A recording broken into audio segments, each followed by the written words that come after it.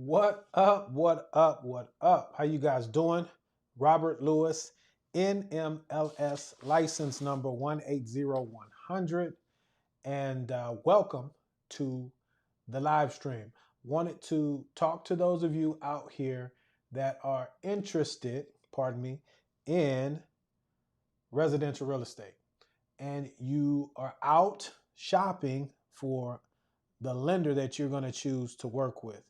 And per the thumbnail and the title, most of your pre-qualifications and pre-approvals, pardon me, are worthless. And so you want to watch this live today because I'm going to give you some tangible steps, things that you should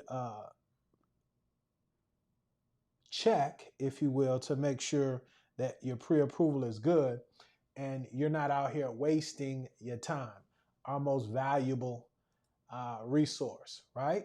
And so before we go too much further down the line, if you don't mind, give me a thumbs up. Let me know where you're watching in from before we really delve in. I'm going to give it a few more seconds. While I do that, we want to make sure that we take care of the legal stuff. So I'm going to just put this full front and center as the disclaimer, okay? And then I'll read it to you guys, but I just want this to be recorded on the video. And the disclaimer says this: the information that you're about to hear on this video is provided for educational and informational purposes only and does not constitute financial, legal, or tax advice. All examples of payments, income, interest rates, or loan terms are hypothetical and for illustrative purposes. Actual loan terms will vary based on individual qualifications, lender guidelines, and market conditions. And as I stated, my NMLS is 180100. Now that we got the business out of the way, probably got to start doing that a lot more, right? Because a lot of these folks that you guys are listening to shouldn't be giving advice. Shout out to Syracuse, New York in the building. At Lynn 9743 to be exact. Thank you for stopping by, and I appreciate you letting me know that you can hear me well. So let's get into it. Why am I making the statement that pre-qualifications and pre-approval for most of you all is worthless? I just took an application, and the person that was sent to me by one of the realtors that sends me over buyers stated that, this client had been pre-approved by another lender. Well, when I looked at the credit, I'm like, ain't no way, and you know where that this person has been approved. And so I asked the realtor, I was like, well, what lender, right? And so gave me the lender's name, and I'm like, wow, these folks are out here just slanging pre-qualifications and pre-approvals. So I was like, you know what? That's what I'm going to talk about on my lunch and learn today.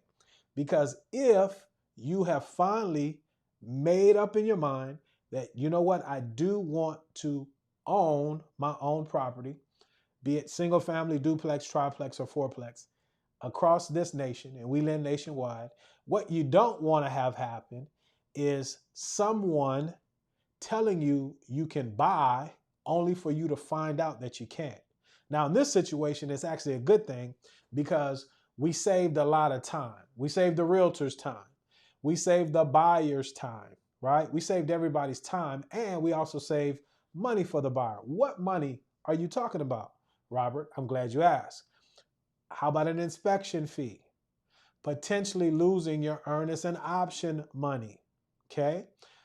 These are some of the upfront costs that it takes just to get into a contract that you have to be very confident in the qualification or pre-approval that your lender gives you. So now, how do you do that, Robert? Let's go here. You as a potential buyer have to have the mindset and the understanding that you have to have a sense of income that you're making and your credit. The reason I say that, those are the two places that really derail a lot of these deals. the latter more than the former, because most of you guys know what you're making if you're a W-2 employee and you have a salary, some overtime, so on and so forth. You got a good idea what that is, what that is. But a lot of you guys, for some reason, don't know what your credit looks like. And so today, going forward, if you're watching this video, I don't want that to be an excuse any longer. That's the reason for these channels. Okay, so you could go to annualcreditreport.com, annualcreditreport.com, and get a free copy of the information that Equifax, Experian, and TransUnion has collected on you from the first day you started borrowing money. Now, you will not get a credit score, but you will have the information. And the information is more important than the credit score, because a lot of you all out there, for whatever reason, don't know that you have bad credit. And you should not even be applying for a home loan if you have bad credit. Let me ask a question, a poll question. If every lender required you to pay for your credit report, would some of you slow down on applying? If you had to pay for your credit report, would some of you put a pause on applying? Because in the environment that we're in, this free environment where us as business owners and a lot of companies have gone to this model to where, you know what, we'll use that as a cost of business. It's a loss leader in a lot of cases. But a lot of you don't realize a tri-merge, that's when you pull credit from Experian, Equifax, and TransUnion, has experienced inflation as well. And it's not warranted, but it's just what it is. And so a lot of these credit reports, to pull a tri-merge and to go through this process to qualify you, could be upwards of $200. Okay?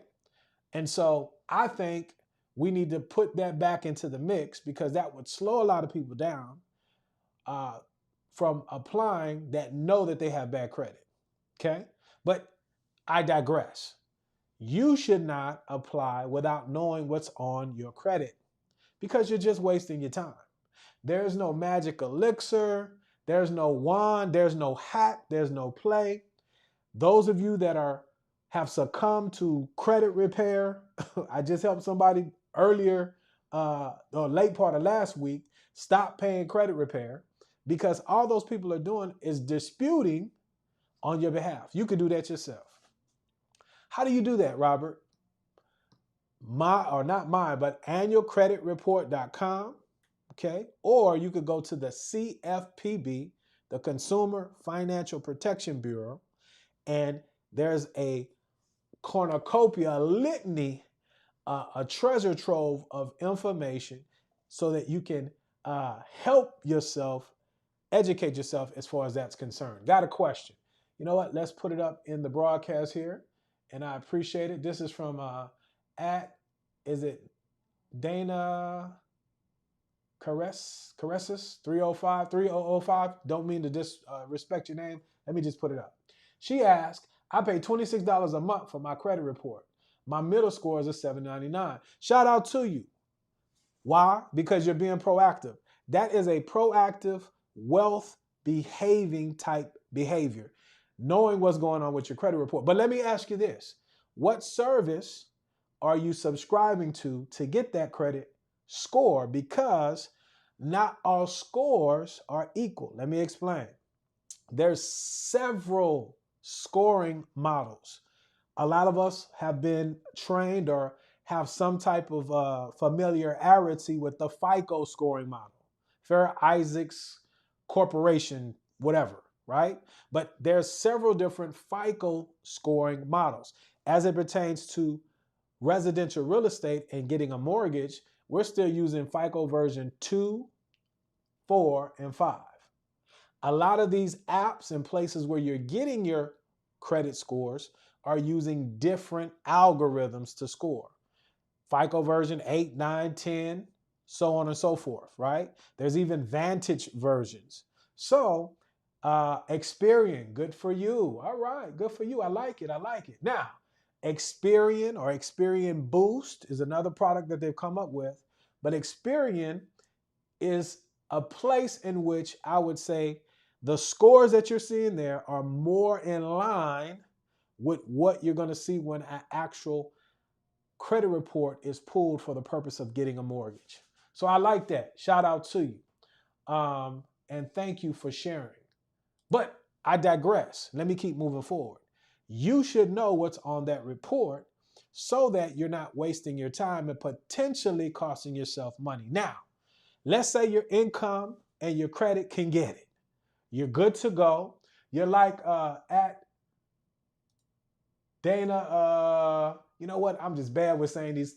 You're like this lovely lady that has been tracking their credit score, and you're like, Robert, you know what? My credit can get it, and my money ain't funny. Let's move forward.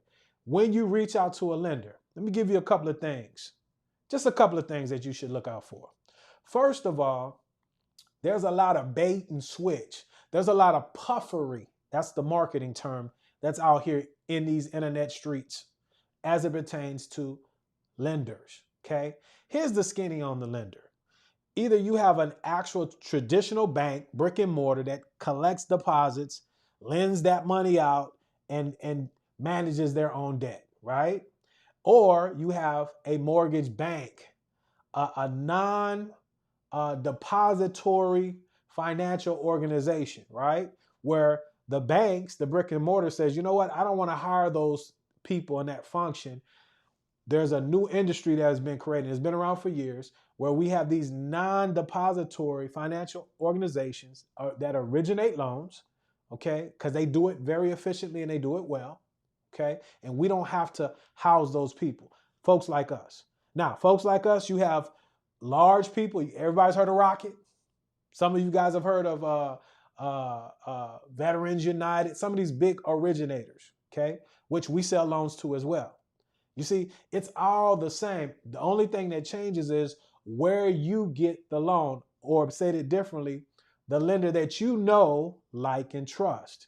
Stay with me. I'm going somewhere. I'm cooking. Okay.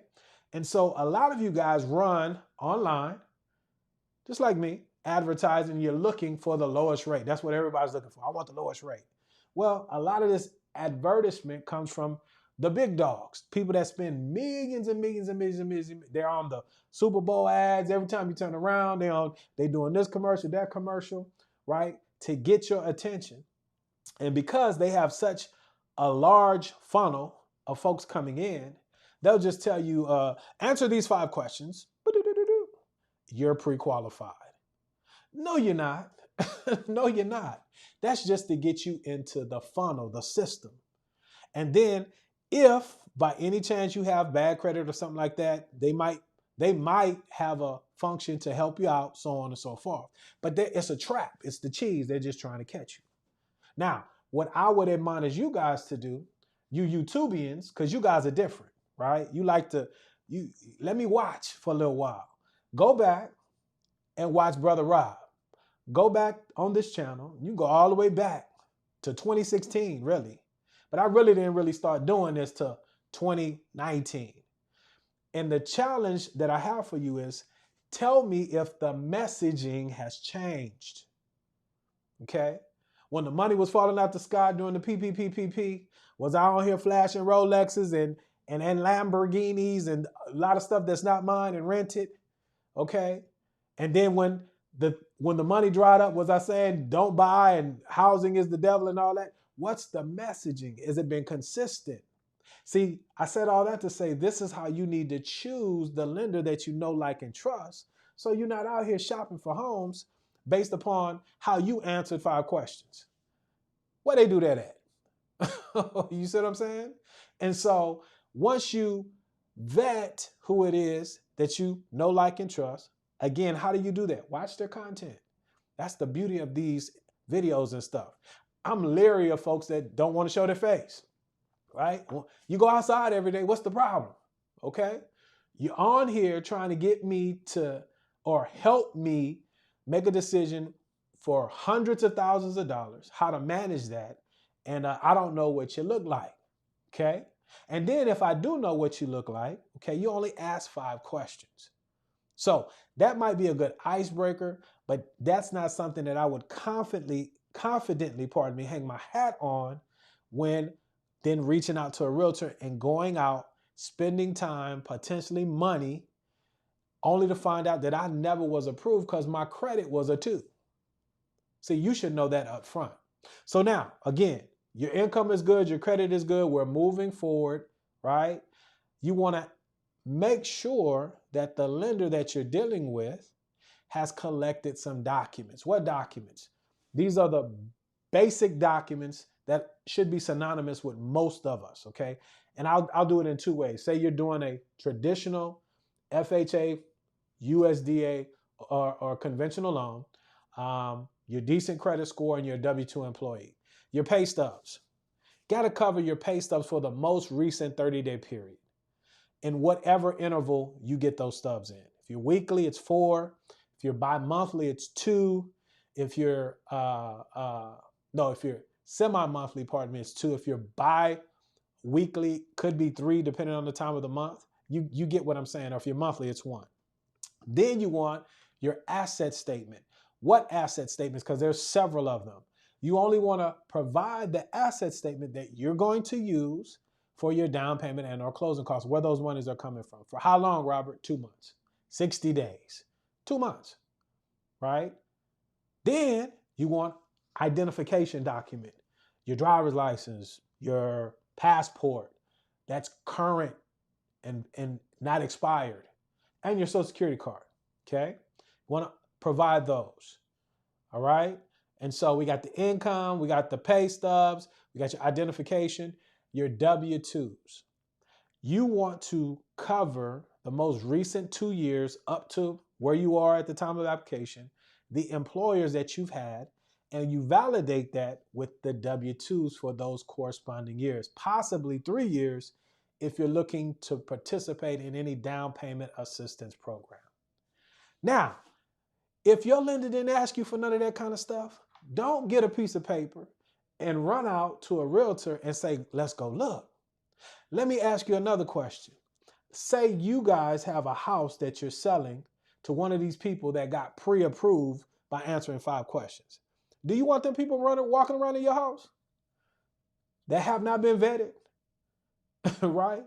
Walking around looking at your crib? I don't. You see, think about it from that standpoint as well. If you're a realtor, right, and it doesn't matter male or female, it's folks are tripping out here.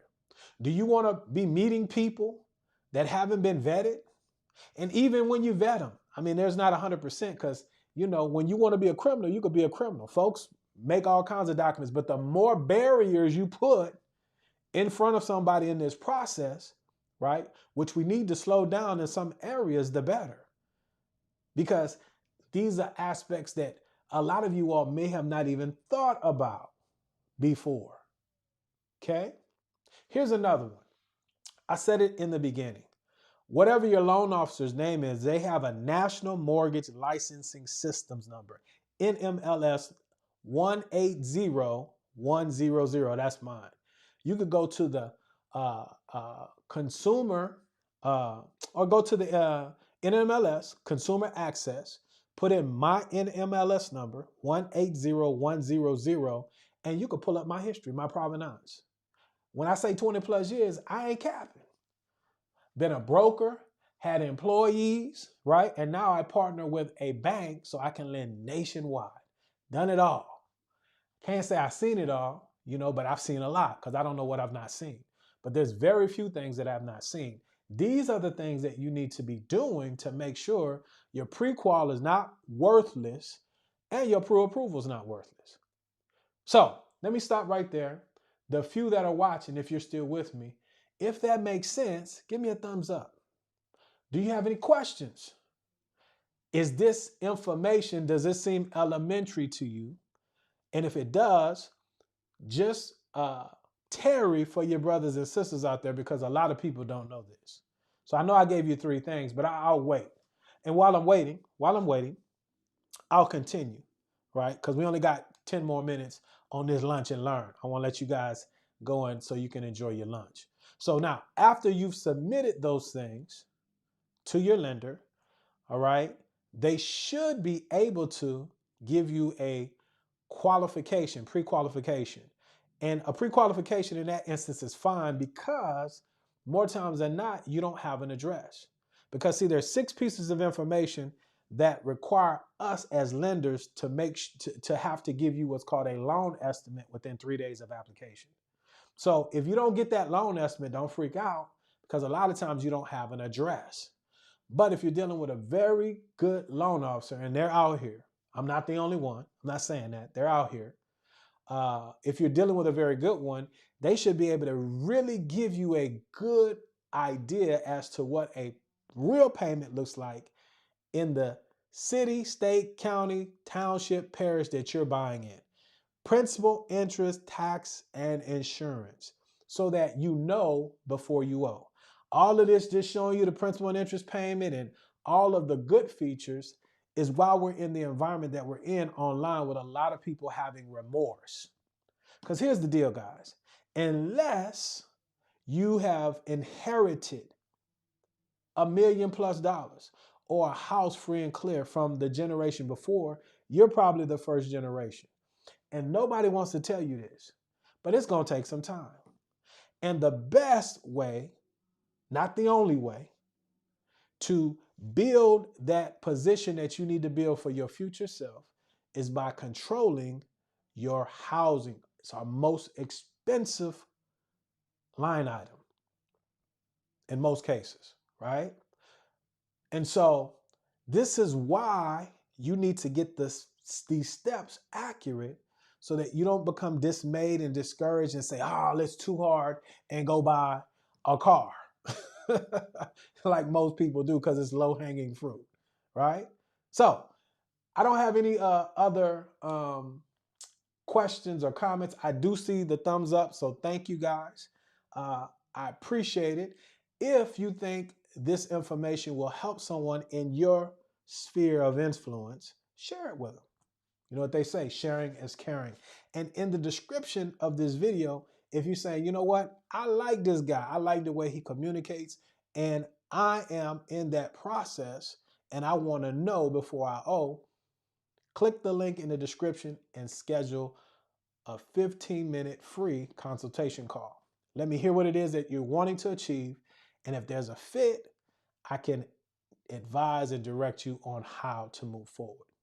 So there you have it, guys. Now you know how to make sure that your pre-qualification and or your pre-approval is something that you can shop with confidence, you and your agent. Check it out. Let's be good to one another. Let grace abound, right?